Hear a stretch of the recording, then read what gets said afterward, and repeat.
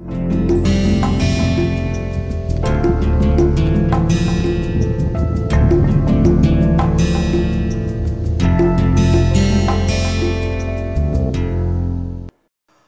to lecture 15 of thin film deposition module of fundamentals of materials processing.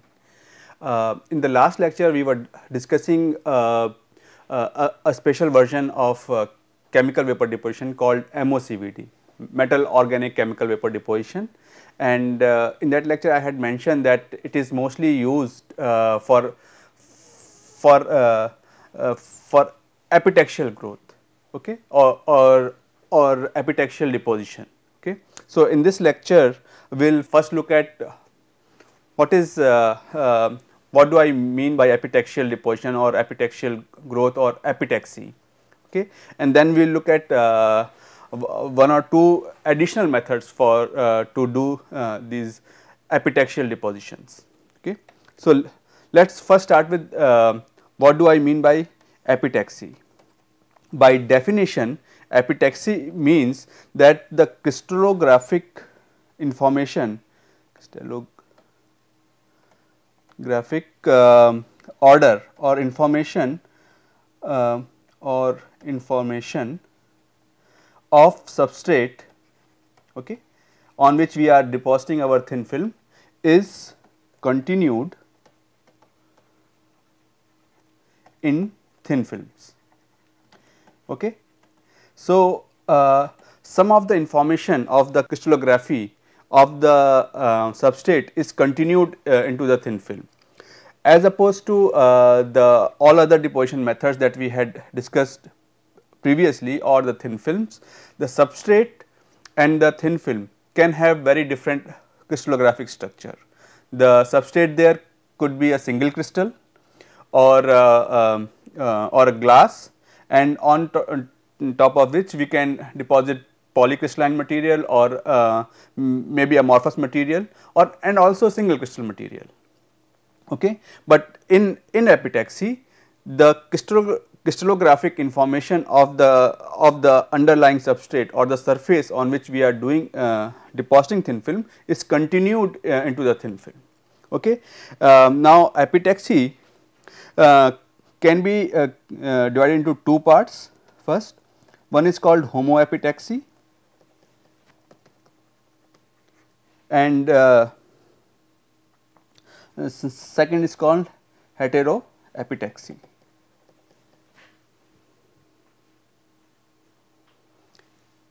Okay. So, these are the two different ways of doing epitaxy. Homoepitaxy means that substrate and film are same material. Okay. They are same material, and why do we want to do that? We will come to that later. Okay. Sometimes it is beneficial to deposit the same the thin film of same material onto the same substrate, and we look at that. In heteroepitaxy, of course, the substrate and thin film are different material. Okay. Now, heteroepitaxy can also be divided into two, can be further divided into two ways. This could be either lattice matched or it can be lattice mismatched, and these two are shown in this schematic diagram. Okay. Lattice mismatch can again be either strained layer or relaxed. Okay. Now, let us go down one by one.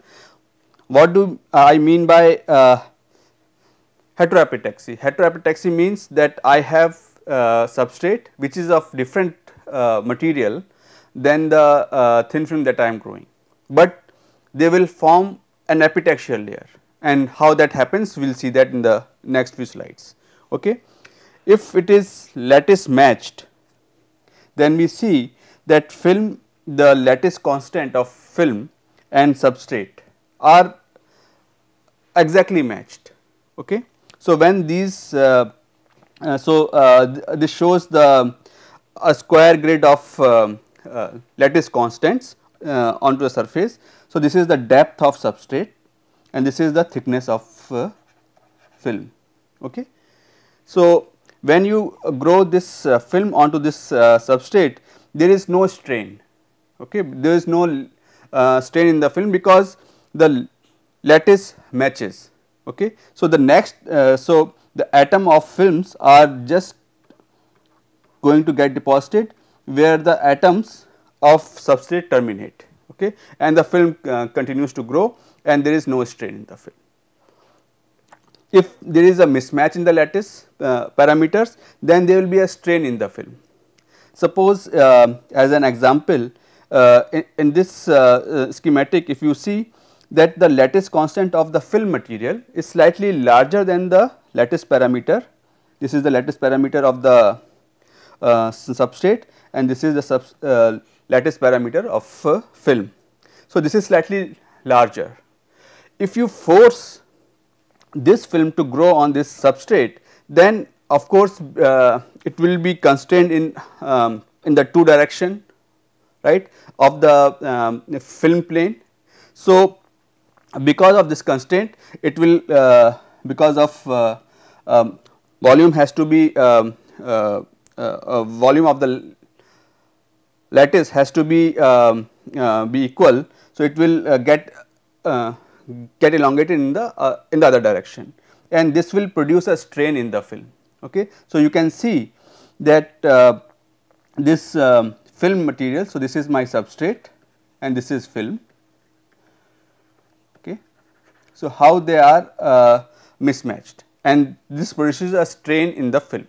Of course, this most of the strain will be in the film because the substrate is much thicker compared to film. Okay. Now, if this strain exceeds beyond a certain limit, then it will form some dislocations, okay, and relax. So, the strain will relax by forming some dislocations in the film and which is called relaxed layer epitaxy. Okay. The mismatch between the films and substrate can be defined with a parameter f, where it is just the difference between the lattice parameter of epitaxial film and lattice parameter of substrate. Okay. And since A E equal to A S for most part, we can use this as lattice parameter of substrate. So, the difference in their lattice parameter divided by lattice parameter of substrate. Okay. So, this is my this we will call mismatch. How much mismatch we have. Okay. Now, look at different types of lattice matched epitaxy. It is not necessary that lattice parameter of the film should match exactly the lattice parameter of my substrate. In some cases, suppose this example is the deposition of iron or epitaxy of iron onto gallium arsenide substrate, where as you can see this is BCC structure iron. So, the black dots are the first monolayer of so these circles are gallium arsenide and black dots are iron Fe. Okay. So, you can see there is certain match between the gallium arsenide lattice which is much larger and iron lattice. Okay. So, this is also considered a lattice matched epitaxy. Okay.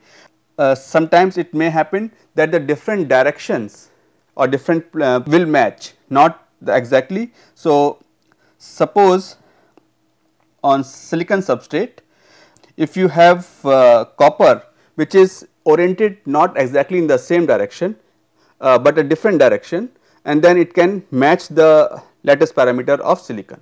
Okay. So, this is also an example of lattice matched epitaxy, and a similar example between gallium arsenide and cadmium telluride, how different directions of gallium arsenide and telluride are matched, the lattice parameter along different direction, and which could lead to lattice matched epitaxy. Okay. If these are not matched by a different crystallographic directions, you can also match them by a slightly tilt. Okay. So, tilt layer epitaxy. So, in this case, the if this is the lattice parameter of the epitaxial film, this is film, and this is the lattice parameter of substrate, then by this tilt angle alpha, you can say that AE cos of alpha is almost equal to AS. Okay. So, that with this tilt you can match the two lattice parameter and you can grow this film which is slightly tilted. In the other crystallographic direction, if these are x and y and the growth direction is z, then it is tilted in z direction, but it matched in xy plane. Okay. So, this is an example of tilt layer epitaxy. Okay. Now, so these are two examples of lattice matched epitaxy, and we can also have so in lattice matched epitaxy we usually do not have any strain. Okay. So, no strain in lattice matched epitaxy. Okay.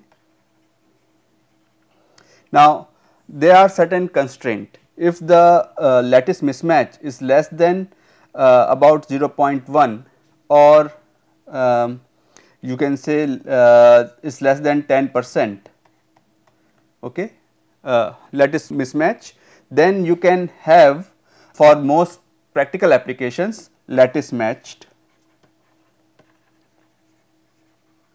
epitaxy. Okay. So, the if and of course, if you continue to grow, so which means that there will be some strain, but it will be managed within the thin film. But if you have lattice matched mismatch more than 0.1, then there will be something called pseudomorphic growth or strain layer growth. Okay. So, if f is greater than 0.1, then you will have strained layer growth. Okay. We are using this term growth as opposed to deposition, because in epitaxial layer as if we are just growing the material from the substrate onto into the film. Okay. As opposed to deposition where we deposit something and which is not matched with the lattice. Okay. So, it is like a joining of two foreign materials, but in epitaxy we use the term growth because we are growing from the substrate and it is lattice matched, okay, to a certain extent. Okay. If we use strained layer epitaxy, so there is a certain amount of strain in the film, okay, and this strain in the film is in the z direction is given by this expression, okay, where y is Young's modulus, okay. Sigma z, x and y are the stresses in different direction, okay, and nu is Poisson's ratio. Okay. So, if E x y is my biaxial strain in plane, in xy plane, biaxial strain in xy plane. So, this will be my strain in the z direction, in the direction of film growth or deposition. Okay. So, this is the strain. Suppose I have a film thickness which is less than a critical thickness, okay. Then the film which is growing on top of substrate as shown in this figure here will have certain strain build up in the film, which is the elastic strain, and it is given by this expression. okay, where this E epsilon is epsilon xy. Okay. So, this is the biaxial planar strain, and this will be the strain energy, okay, in the film, and as a function of d, which is the thickness of the film. Okay. So, if the film is below a critical thickness, then this film will grow with certain energy, okay, and this will be strained layer. Okay. Film will have some strain, but if this film its thickness grows above certain critical thickness dc, then it will start to form dislocations, okay, and these are called misfit dislocations, and it will relax the strain energy. Okay. So, suppose if I look from the top of my substrate, and in a square grid of side S, okay, I find one dislocation with Burgers vector B, okay, which is roughly equal to the lattice parameter of the substrate. Okay. So, if I find one misfit dislocation, then my dislocation density is roughly around B over S. Okay. And so, once a misfit dislocation is formed, it releases the strain energy of the film. Okay. So, when and it also releases the misfit. So, in that case the misfit remained in the film will be F, which was the original misfit, okay, which is lattice mismatch, and less by how many dislocations are formed in a square grid of S, okay, and B is the distance of one how much strain is relaxed by one misfit, formation of one misfit dislocation. Okay. So, what would happen, that formation of dislocation will relax the energy, okay, and this is the total energy of relaxed layer, relaxed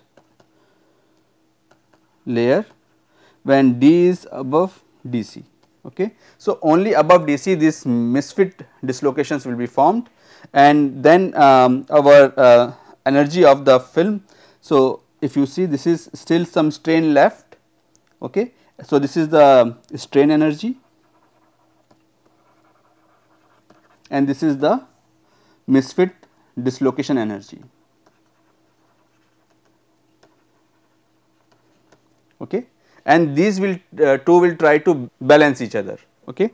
Now, from this expression we can calculate what is this critical thickness that above which we will form dislocations. Okay. This is important because we want to avoid dislocations. So, we need to know above which thickness, if we grow this thin film, we will start to form dislocations. So, what is the safe thickness of the film where we will not see any dislocation, and the strain will remain in the film. Okay. So, if you see that the two energies are plotted in this, okay, so this is only the elastic strain energy, okay, which is given by this, and this is the misfit dislocation energy. Okay. So, this is the strain and this is misfit dislocation. Okay. So, it gives you a critical number of how many numbers of misfit dislocations in a square grid of S, as opposed where you will have this you will have formation of dislocations. So, if you see, this energy is just increasing, okay, the strain energy is increasing and misfit dislocation energy is very small. So, when the D is below a critical thickness, then this will not form any dislocations, okay, and strain energy will remain. But in the other case, when you have relaxed epitaxial film, then you will have certain number of because the energy minima will give you certain number of misfit dislocations in the film. Okay. So, it will prefer to have certain misfit dislocations. Okay. So, from this, because this energy is minimized here, this energy minimized here. Okay. This is E total. Okay. So, we see that it will have certain amount of dislocations. Okay. And what is this critical thickness? We can calculate using this expression. Okay. Beta, so B is the Burgers vector, mu is the shear modulus, mu is shear modulus. Okay. Beta is a parameter between 0.701 to 2.72. Okay. This is calculated experimentally. Okay. And B is Burgers vector, F is the original misfit, Y is Young's modulus. Okay. So, using this expression we can calculate what would be the critical thickness of the film, above which more dislocations are likely to happen. Now, let us look at an example of strained layer epitaxy, which changes into relaxed layer. Okay. So, this is an example of growth of germanium X silicon 1 minus X layer on silicon. Okay. Now, the parameter, lattice parameter of silicon is approximately 0.543 nanometer, okay, and of germanium is around 0.561 nanometer, okay, very close to this.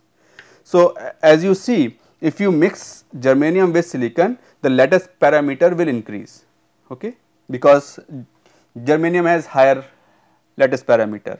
Now, how much the more germanium in this composition, the more will be the lattice mismatch, right. So, X increases as X of the composition increases, F will also increase. Okay. Now, have a look at this here. If you see that with germanium fraction, and this is showing that what is the thickness of the film, germanium of this germanium X silicon 1 minus X of this composition can be grown without any dislocations. Okay. So, if you have less than 0.2% or X is less than 0.2, then the mismatch will be very small, and then you can grow almost any thickness more than 1000 nanometer. Okay, 1000 nanometer becomes 1 micron. So, you can grow almost any thickness if your X is less than 0.2, because lattice mismatch is very small. Okay.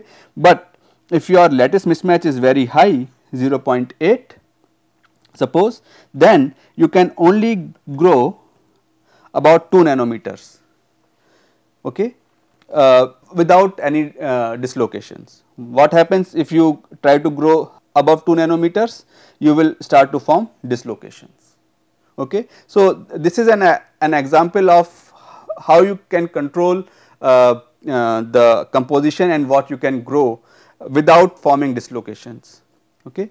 Now, germanium and silicon both are diamond cubic structures. This is an example of what we had discussed here. So, beyond, so this is your silicon substrate and this is your film. So, beyond a certain limit, if you start to grow, there will be strain in the film, right, and this strain will result in this modulation, okay, it is like crumpling of the film, okay, and it will form these kind of humps or pyramidal structures by dissociating, by relaxing the energy. Okay. So, you can see how so you cannot grow beyond a certain limit without forming this dislocation. If your thin film thickness is limited to here, probably you can grow a thin film, but beyond this it will start to form dislocations and start to break up into these clusters or pyramids. Okay. So, this is about how we grow and how to match the epitaxial layers. Okay. Now, since we have seen, if you grow beyond a certain limit, there are dislocations, defects in the film. What are the different types of defects? Okay. This schematic shows different types of defects. So, first is threading edge dislocation. So, this is threading edge dislocation, interfacial misfit dislocation which will end at the interface. So, these are present on the interface of substrate and film. Okay. Threading dislocations move through the film and end at the substrate. Okay. You can also have threading screw dislocations which will result in like a step like spiral step like structure onto the substrate, okay, result in a growth spiral. So, if you see that you have step and some kind of spiral, then you can on top of the film, then you know that there is a threading dislocation which is passing through your film. Okay. You can also have stacking faults in the film. So, different layers are stacked. You can also have stacking fault into in substrates. You can also have this hillock formation that we saw or oval defects that we saw in terms of silicon germanium silicon film onto silicon, okay. And you can also have precipitates and voids. So, different kinds of defects you can expect to have in epitaxial layers. Sometimes these defects in epitaxial film are also helpful, okay. Let us see how. So, suppose there was a threading dislocation in my substrate, okay. You in semiconductor industry, we all of the devices are made on single crystal substrate, okay. So, if I take a silicon wafer which is, it could be up to 200 or 300 mm in dia and probably around 400 or 500 micron thick. This is my silicon wafer, but this is entirely one single crystal. There are no grain boundaries. All the atoms are at as single crystal, okay. So, this is one single crystal, but it might have some threading dislocations, okay. If you on top of that deposit silicon as homoepitaxial layer, okay, then some of these you can dislocation you can avoid into the film, and when you make your devices onto this epitaxial layer, you have better properties, okay. And if you have a misfit, suppose instead of silicon you are depositing another material, say for example gallium arsenide, you will have a misfit dislocation which will be present at the interface misfit dislocation, and these two dislocations will interact such that this may be swept out of the out from the substrate towards the edge of the or end of the wafer, okay, such that there is no dislocation in the film, okay. And then this film becomes dislocation free or defect free, and you can use this for making your devices, okay. But if you increase this film thickness to a large amount, then you can really form dislocation loops, okay. So, you can use this lattice mismatch also to your benefit, okay, by epitaxial layers, and it is used many times to trap or to spread out the dislocations which are present in the substrate, okay. Next we will look at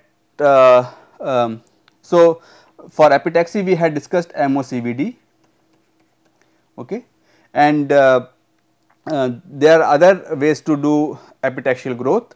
One of them is called molecular beam epitaxy, okay. Let us look at this.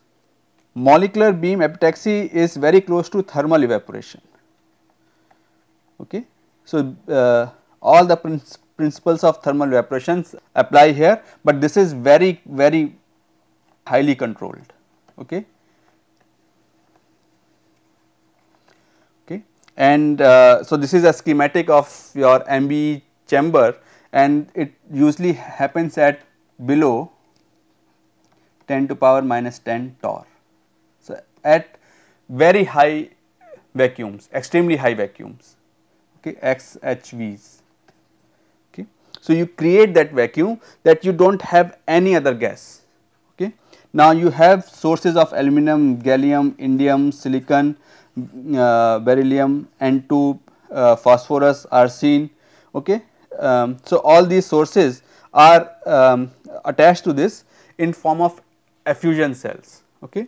Remember we had discussed the process of effusion. If you have effusion cells where you have the material here which can be heated, okay. The temperature can be controlled very precisely to the order of 0.1 or degree C or better. Okay. So, you know how much thermal vapor pressure of this element would be, and then this comes out as highly directional source. Okay. So, it is very directed, this is an effusion cell. Okay. So, and N for this is greater than 10. So, it is highly directed. Okay. So, you are whatever is being evaporated is directed towards your substrate, it is not going anywhere else. Okay.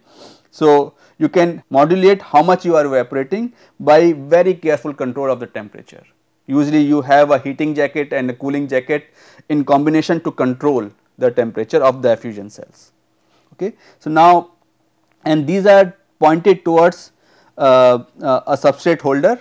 Okay. Nothing is wasted. So, everything is directed towards your substrate. Okay. Now, you can control how much is being evaporated, and since the the total pressure is less than 10 to the power minus torr, the mean free path that we had discussed is very large, is order of at these pressures it will be order of meters. Okay. So, there will be no collision between atoms, whatever atom or molecule is being evaporated, it will reach the substrate without colliding with another molecule or atom. Okay. So, you can direct these very controlled and such that you can observe the deposition of one monolayer. Okay. And after one monolayer deposition you can probably either stop or change the composition. Okay. And you can monitor the deposition of monolayers by using a Reed experiment, which is reflective high energy electron diffraction. So, this beam falls onto this and gives you a Reed pattern, and which is changes as soon as one monolayer thickness or one layer is deposited, and you can control. Okay. So, you can count how many layers you want to deposit and control very precisely their composition and thickness. Okay. However, this is a very slow process. Okay. And so, this is mostly used in the laboratories to develop new materials. Okay. Once you develop new compositions, new material, this for industrial application, this process has to be transferred for MOCVD. Okay. Because let me show you the laboratory setup for MBE. Okay. So, you can see that how much control is required. Okay. You have different effusion cells, diffusion viewports, different analyzers to control everything very precisely. So, this is a research tool where you can develop new materials. Okay. Now, let us look at another deposition method, which is called atomic layer deposition. Okay. Now, atomic layer deposition can be used for epitaxy or just thin films, okay, non-epitaxial thin films, non-epitaxy. Okay. And we can also say describe this atomic layer deposition as a two-step CVD process, two-step chemical vapor deposition, and you can end. So, the deposition does not happen in one step. So, you have to repeat the steps, and that is how you can control. Okay. We will see this control in series of view graphs as an example of deposition of aluminum oxide onto silicon using TM trimethyl aluminum as my precursor, okay, and water vapor. Okay. So, what you do is you take a substrate into the chamber which is evacuated, you flood it with water vapor. Okay. So, what will happen that these H2O molecules will form OH bonds with the silicon atoms, and they will form bonds with all available silicon atoms. So, this will be a very uniform OH bond formation. Then you remove extra water vapor such that only the bonded OH groups remain.